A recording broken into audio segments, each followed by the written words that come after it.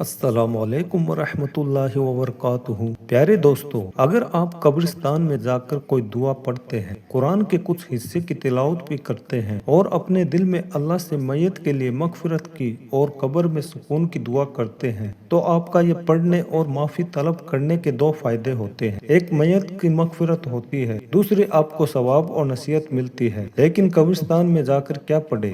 अगर आपको नहीं मालूम है तो चलिए आज हम आपको कब्रिस्तान में जाने की दुआ भी बताएंगे और वहाँ के आदाब भी बताएंगे। कुरान की एक झंझोड़ देने वाली आयत, कुल्लू नफ्सिन जायकतुल मौत, हर नफ्स को मौत का मजा चखना है, को कुरान में 2 बार जिक्र किया गया है। एक बार सूरह नंबर 3 आयत नंबर 185 में और दूसरी बार सूरह नंबर 29 आयत नंबर 57 में, जो बता रही है कि मौत एक अटल हकीकत है और हर कब्रिस्तान इस हकीकत की याद ताज़ा कराता है और बताता है कि इस दुनिया में जो आया है उसे मेरे अंदर दफन होना है। और वहाँ मिट्टी के नीचे सोए हुए लोग हमें यह पैगाम देते हैं कि यह दुनिया सिर्फ सफरगाह है, असल ठिकाना तो आखिरत है। कल जो लोग हमारी तरह चलते फिरते मुस्कुराते बोलते थे, कभी वो भी हमारी तरह जिंदा थे, लेकिन आज वो सब इस मिट्टी के हवाले हो चुके हैं और कल हम भी उनके पास पहुंचने वाले हैं। कब्रिस्तान में कब्रों की खामोशी और वहाँ पसरी हुई इबरतनाक फिजा इंसान को यह सोचने पर मजबूर कर देती है कि आखिर उसने सारी जिंदगी किया क्या है,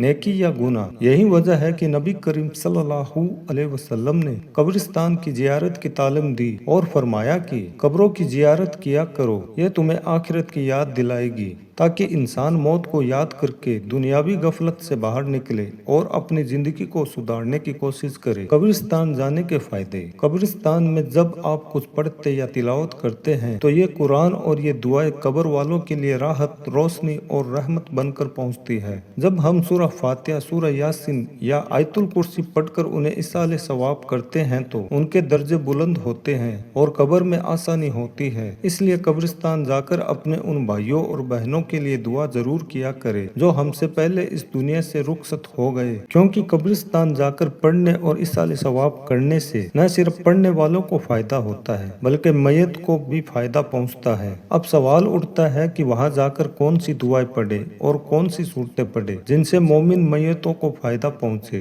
तो इसके जवाब में मैं कहूँगा कि कब्रिस्तान में अगर आप ये 5 काम कर ले तो आपको और कब्र वालों को इंशाअल्लाह जरूर फायदा पहुंचेगा। पहला काम, वुजू करके जाए। दूसरा काम, कब्रिस्तान में दाखिल होकर दुआ पढ़े। अस्सलामु अलैकुम या अहलल कुबूर यगफिरुल्लाहु लना व लकुम अंतुम सल्फुना व नहनु बिल अस्र। तर्जुमा, तुम पर सलाम हो ए कब्र वालों, अल्लाह तुम्हें और हमें माफ करे, तुम हमसे पहले गए हो और हम भी तुम्हारे पीछे आने वाले हैं। तीसरा काम, सूरह फातिहा, सूरह यासीन, सूरह मुल्क, सूरह इखलास, आयतल कुर्सी वगैरह में से जो याद हो उसकी तिलावत करे और सूरह इखलास को 3, 7 या 11 बार भी पढ़ सकते हैं। चौथा काम, मैयत के लिए मगफिरत, रहमत और बुलंदी दर्जात की दुआ करे। जैसे आपका कोई अजीज इस दुनिया से रुखसत हो गया तो कुछ इस तरह दुआ करनी है, अल्लाह इस मैयत को बख्श दे, इस पर रहम फरमा दे, इसे आफियत दे और इसके गुनाहों को माफ फरमा दे। ए अल्लाह, हमारे इस अजीज को जन्नतुल फिरदौस अता फरमा और हमें भी उसके साथ जन्नत नसीब फरमा।